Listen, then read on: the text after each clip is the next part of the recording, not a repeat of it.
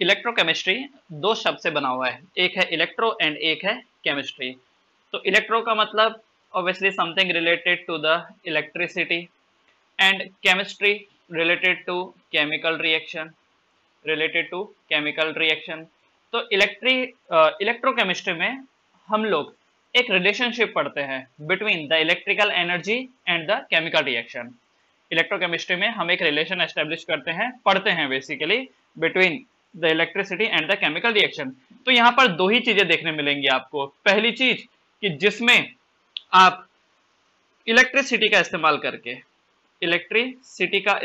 करके chemical reaction करा रहे होंगे। इलेक्ट्रिसिटी का इस्तेमाल करके आप केमिकल रिएक्शन करा रहे होंगे। ऑब्वियसली ये वो केमिकल रिएक्शन होंगे जो खुद से नहीं होते होंगे। बेसिकली ये नॉन स्पॉन्टेनियस टाइप के केमिकल रिएक्शन होंगे। नॉन स्पॉन्टेनियस रिएक्शन रहे होंगे, क्योंकि देखो जो अपने आप हो जाते हैं उसमें थोड़ी ना आपको इलेक्ट्रिसिटी की जरूरत पड़ेगी। तो ऐसे रिएक्शन जो खुद से नहीं होते हैं उनको कराने के लिए you have to give electricity. तो इलेक्ट्रिसिटी से हम लोग केमिकल रिएक्शन करवाते हैं। एंड दूसरा, केमिकल रिएक्शन का इस्तेमाल करके सेकंड पार्ट में हमको केमिकल रिएक्शन का इस्तेमाल करके इलेक्ट्रिक करंट प्रोड्यूस करना है। इलेक्ट्रिक करंट यहाँ पर प्रोड्यूस करना है, राइट। तो आप जो अलग अलग टाइप के सेल पढ़ते हो, बैटरीज पढ़ते हो, ये सब क्या है? केमिकल रिएक्शन से आपने इलेक्ट्रिक करंट को करवाया। अच्छा, यहाँ पर ये जो केमिकल रिएक्शन होती है ये स्पॉन्टेनियस होती हैं, इसीलिए खुद से हो जाती हैं और बदले में आपको क्या देती हैं? वो इलेक्ट्रिक करंट। तो एक एक करके हम इन सब चीजों को देखेंगे। तो इसके इलेक्ट्रोकेमिस्ट्री के जो ब्रॉडर 3 सेक्शन आपको देखने मिलेंगे, ब्रॉडर सेक्शन, उसमें से जो सबसे पहला सेक्शन है दैट विल बी इलेक्ट्रोलाइसिस। मतलब 3 मेन चीज आपको पढ़नी है यहाँ पर। सबसे पहला है यहाँ पर इलेक्ट्रोलाइसिस। दूसरा आप यहाँ पे पढ़ेंगे इलेक्ट्रोलाइटिक कंडक्शन। एंड तीसरा इलेक्ट्रोकेमिकल सेल, या फिर इसे गैल्वेनिक सेल भी बोला जाता है, गैल्वेनिक सेल या फिर वोल्टेक सेल। तो हमारी जो स्टडी रहेगी वो ब्रॉडर इन 3 सेक्शन पे रहेगी, electrolysis, electrolytic conduction and electrochemical cell. अब एक एक करके आते हैं नंबर 1 इलेक्ट्रोलाइसिस पे। सबसे पहला इलेक्ट्रोलाइसिस। ये जो वर्ड यहाँ पे लिखा है ना लाइसिस का मतलब होता है ब्रेकडाउन। तो इलेक्ट्रिसिटी की हेल्प से ब्रेक डाउन किया इलेक्ट्रोलाइसिस। उसके बाद अगर आपने हीट की वजह से किसी को ब्रेक किया तो पायरोलाइसिस। तो जहां पर भी लाइसिस होता है शब्द, वहां पर समझ लो ब्रेक डाउन हो रहा होगा। तो सबसे पहले जो हम बोल रहे हैं ना इलेक्ट्रोलाइसिस, तो इलेक्ट्रोलाइसिस क्या है ये पहले भी हम लोग पढ़ चुके हैं। देखो ये एक मैंने बर्तन लिया, इस बर्तन के अंदर मैंने एक इलेक्ट्रोलाइटिक सॉल्यूशन डाला, और साथ साथ में 2 इलेक्ट्रोड डाले एंड इसका कनेक्शन मैंने कराया एक डीसी सोर्स के साथ। डीसी सोर्स मतलब एक सेल के साथ। तो यहाँ पर मैं इलेक्ट्रिकल एनर्जी दे रहा हूँ और इलेक्ट्रिकल एनर्जी से क्या होगा? केमिकल रिएक्शन होगा। तो अब यहाँ पर देखिए जरा, ये जो इसके अंदर मैंने क्या लिख रखा है? Electrolytic solution. It is an electrolytic solution. This is an electrolytic solution. तो क्या होगा? जैसे ही मैं बिजली दूंगा यहां से, डीसी करंट दूंगा, तो तुरंत जो आयंस होंगे इसके अंदर के, इस इलेक्ट्रोलाइट के अंदर के जो आयंस होंगे वो मूव करना शुरू कर देंगे। आप यहां पर जानते हैं कि इलेक्ट्रोलाइट वो होते हैं जो आयंस में ब्रेक डाउन हो जाते हैं इन द एक्वस फॉर्म, है ना। इलेक्ट्रोलाइट्स कौन होता है? इलेक्ट्रोलाइट्स उन कंपाउंड्स को बोलते हैं, जैसे ये देखिए, ये मैंने लिखा AB। अगर एक इलेक्ट्रोलाइट है और मैं इसका अगर एक्वस सॉल्यूशन बनाता हूं तो एक्वस सॉल्यूशन में ये ब्रेक डाउन हो जाएगा A+ एंड B- में। तो ये क्या है? ये आयन बने। पॉजिटिव वाले को हम कैटायन बोलते हैं एंड नेगेटिव वाले को एनायन बोलते हैं। तो मैंने क्या किया? एक इलेक्ट्रोलाइटिक सॉल्यूशन लिया एंड उसको मैंने कनेक्ट कर दिया एक सेल के साथ या एक बैटरी के साथ। तो जैसे ही मैं यहाँ पर कनेक्ट करूंगा, मैं ये देखूंगा कि ये जो कैटायन होंगे, कैटायन कौन सा है? ये A+। कैटायन एक फिक्स डायरेक्शन में मूव करने लगेंगे। लेट्स से कैटायन राइट की तरफ मूव कर रहे हैं। एंड जो एनायन होंगे, एनायन B-, वो मूव करने लगेंगे लेफ्ट के साइड, डिपेंडिंग अपॉन कि कहां आपने इनको जोड़ा है। तो कैटायन जिस तरफ मूव करते हैं उसे हम कैथोड बोलते हैं, उसे हम कैथोड बोलते हैं। तो ये जो इलेक्ट्रोड होगा this is called as cathode, और एनायन जहां मूव करते हैं इस उनको एनोड बोलते हैं। ठीक है, तो याद रखना कैटायन हमेशा कैथोड की तरफ मूव करेंगे। ये जो कैटायन होते हैं, cation move toward cathode, cation move toward cathode. देखो दोनों में सी सी वर्ड है, C C, cation move toward cathode. And ये जो एनायन है, anion move toward anode, anion anode की तरफ जाते हैं एंड कैटायन कैथोड की तरफ, कैटायन कैथोड की तरफ, राइट। अच्छा, अब मूव तो वो कर रहे हैं, पर होता क्या है यहाँ पर, यहाँ पर होता क्या है, मूव तो कर रहे हैं नो डाउट, पर यहाँ पर होता क्या है, होता ये है कि ये जो A प्लस है, A प्लस कौन, A प्लस इज कैटायन, ये जो A प्लस है, A प्लस कैथोड पे जैसे ही जाता है वो इलेक्ट्रॉन को गेन करता है, वो इलेक्ट्रॉन को गेन करता है और बनाता है A, और बनाता है A। एंड ये जो एनायन है, एनायन B माइनस, वो इलेक्ट्रॉन को रिलीज करता है, B माइनस इलेक्ट्रॉनों को रिलीज करता है, B माइनस इलेक्ट्रॉन को रिलीज करेगा और बनाएगा B, और बनाएगा B। तो देखो A के साथ क्या हो रहा है, A के साथ हो रहा है, A के साथ हो रहा है रिडक्शन, A के साथ हो रहा है रिडक्शन, ठीक है। एंड B के साथ क्या हो रहा है, ऑक्सीडेशन हो रहा है, B के साथ क्या हो रहा है, ऑक्सीडेशन। अच्छा, कैसे पता ऑक्सीडेशन हो रहा है, देखो पहले A के ऊपर प्लस चार्ज था, अब A के ऊपर जीरो चार्ज हो गया, है ना, जीरो चार्ज हो गया। तो अगर कमी आ जाएगी ऑक्सीडेशन नंबर में, अगर ऑक्सीडेशन नंबर में कमी आ गई तो उसको रिडक्शन बोलते हैं। यहाँ पर देखो ये B माइनस था, अब ये B बन गया, है ना। अच्छा, B के ऊपर कुछ नहीं है तो इसका मतलब B के ऊपर पावर क्या है, जीरो है, तो B माइनस का B बन गया, तो ये क्या हुआ, ऑक्सीडेशन। तो हमेशा एक बात याद रखिए, एक बात याद रखिए कि जो रिडक्शन होता है वो कैथोड पे होता है और ऑक्सीडेशन एनोड पे होता है। ये बहुत ही इंपॉर्टेंट चीज है, आपको इसको लिख लेनी चाहिए कि oxidation, oxidation occurs, oxidation occurs at anode and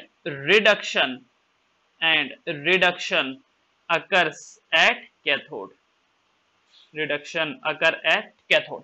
oxidation anode पे होता है, रिडक्शन कैथोड पे होता है, ये ध्यान रखिएगा, इसे ठप्पा लगा लो, ऑक्सीडेशन एनोड पे एंड रिडक्शन कैथोड पे।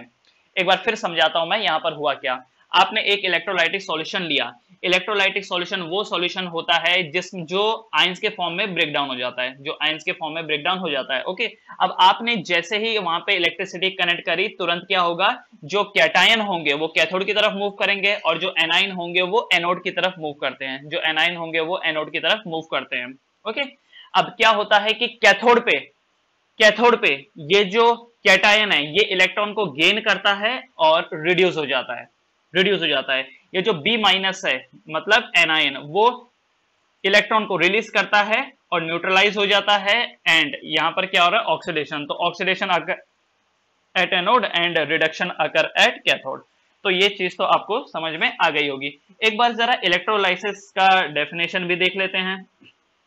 तो व्हाट इज इलेक्ट्रोलाइसिस, तो इलेक्ट्रोलाइसिस इज अ प्रोसेस, चाहिए तो लिख लीजिए, electrolysis is a process of decomposition of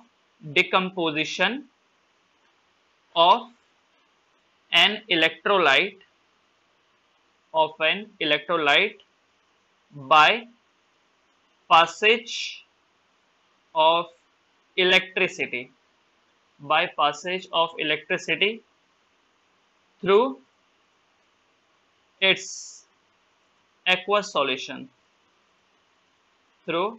its aqueous solution or molten state, Electrolysis is a process of decomposition of an electrolyte by passage of electricity through its aqueous solution or molten state। वैसे मैं आप लोग को एक बात बता दूं कि इलेक्ट्रोलाइसिस की वजह से ब्रेकडाउन नहीं होता इलेक्ट्रोलाइट्स का। एक बात आपको बहुत अच्छे से पता है कि अगर इलेक्ट्रोलाइट ले लो, उसको पानी में डाल दो, तो वैसे ही वो आयंस में ब्रेकडाउन हो जाता है। जैसे NaCl पानी में डाला, Na प्लस अलग हो गया, Cl माइनस अलग हो गया।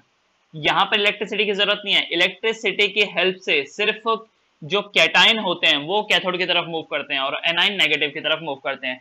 हालांकि अगर आप डेफिनेशन देखो तो डेफिनेशन तो ये बताती है आपको कि इलेक्ट्रोलाइसिस का मतलब हो गया कि इलेक्ट्रोलाइट्स को ब्रेक डाउन कर देना। इलेक्ट्रोलाइट तो अपने आप ब्रेक डाउन हो जाते हैं, इनका जो मूवमेंट है, इनका जो मूवमेंट है, कैटायन का मूवमेंट कैथोड की तरफ और एनायन का मूवमेंट एनोड की तरफ, ये होता है बिकॉज ऑफ इलेक्ट्रिसिटी, ये होता है बिकॉज ऑफ इलेक्ट्रिसिटी।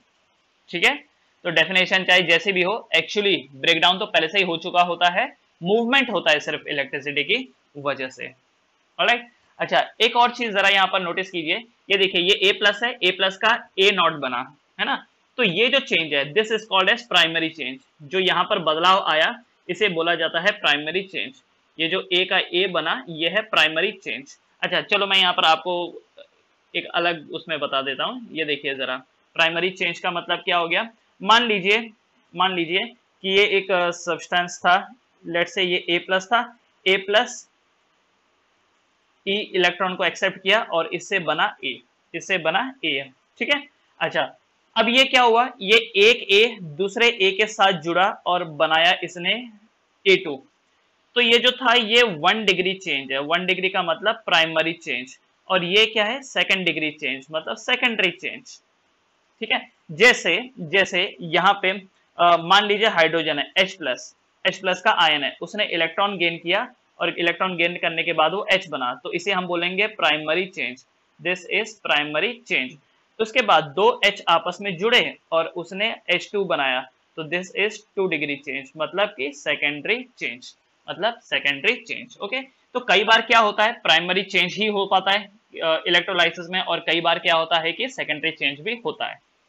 ऑलराइट, अब हम एक काम करेंगे, एक कुछ एग्जांपल्स देखेंगे जिसमें इलेक्ट्रोलाइसिस कैरी आउट किया गया एंड उससे बना क्या प्रोडक्ट, आपके पास क्या बना, उससे आपके पास प्रोडक्ट क्या बना। सबसे पहले तो मैं आपको ये बता दूं कि इलेक्ट्रोलाइसिस का एक सबसे इंपॉर्टेंट जो एप्लीकेशन है वो है रिफाइनरी में। आपने क्लास 10th में पढ़ा होगा रिएक्टिविटी सीरीज, याद है आपको, रिएक्टिविटी सीरीज क्लास आपने 10th में पढ़ा था। रिएक्टिविटी सीरीज में क्या था कि अगर लोअर एलिमेंट को, ये देखो लोअर एलिमेंट को रिफाइन करना है तो हायर एलिमेंट से रिएक्शन करा दो, उसे करना है तो और हायर से करा दो। जैसे मैं एग्जांपल के लिए लेट्स से कि आपके पास CuSO4 है, एग्जांपल लो, जैसे कि आपके पास कॉपर सल्फेट है CuSO4, आपको कॉपर अलग चाहिए था तो आपने क्या किया, जिंक के साथ रिएक्शन करा दिया, तो क्या बना यहाँ पर ZnSO4 प्लस Cu आपको मिल गया, वेरी गुड। लेकिन अगर आपको ZnSO4 में से अगर आपको जिंक अलग करना है तो क्या करेंगे, आप क्या करेंगे, किससे रिएक्शन कराएंगे, उससे रिएक्शन करवाइए जो जिंक से भी ज्यादा रिएक्टिव हो। तो आपने सोचा कि चलो हम इसको ना सोडियम से करा देते हैं, सोडियम से, तो जिंक अलग हो गया है ना, जिंक अलग हो गया, और ये Na2SO4 ये यहाँ पर अलग हो गया। फिर आपने सोचा कि चलो ठीक है Na2SO4 में से हम एक काम करते हैं कि सोडियम को अलग करा देते हैं, तो आपने उससे भी रिएक्टिव पोटेशियम ले लिया और रिएक्शन करा दिया। अब मान लो ये है K2SO4, अब K2SO4 में से अगर आपको K2 अलग करना है तब आप क्या करेंगे, क्या K2 से ज्यादा रिएक्टिव कोई है, भाई नहीं है, तो अब क्या करेंगे। तो याद रखिए ऐसे सब्सटेंस जो केमिकल रिएक्शन के थ्रू अलग नहीं किए जा सकते हैं क्योंकि उनसे ज्यादा रिएक्टिव कोई है ही नहीं, तो इन दैट केस आपको इलेक्ट्रोलाइसिस कराना पड़ेगा, ठीक है। अच्छा एक बार ये जरा चेक कर लेना, वैसे मैंने सोडियम से ज्यादा रिएक्टिव पोटेशियम को बोल दिया यहाँ पर, एक बार जरा चेक कर लेना, मेरे को एक्जैक्टली ध्यान में नहीं है कि ज्यादा रिएक्टिव कौन है, पोटेशियम है या सोडियम है, लेकिन जो कहने का मेरा मतलब है ये शायद आप लोग समझ गए होंगे कि जो लोअर रिएक्टिव है, लोअर रिएक्टिव वालों को तो रिफाइन कर सकते हैं आप लोग हायर रिएक्टिव एलिमेंट्स के साथ उसका रिएक्शन करवा करके, लेकिन जो हायर में है उनका सब्स्टिट्यूशन आप कहां से करोगे, उनको कैसे हटाओगे, इसलिए हमको इलेक्ट्रिसिटी की जरूरत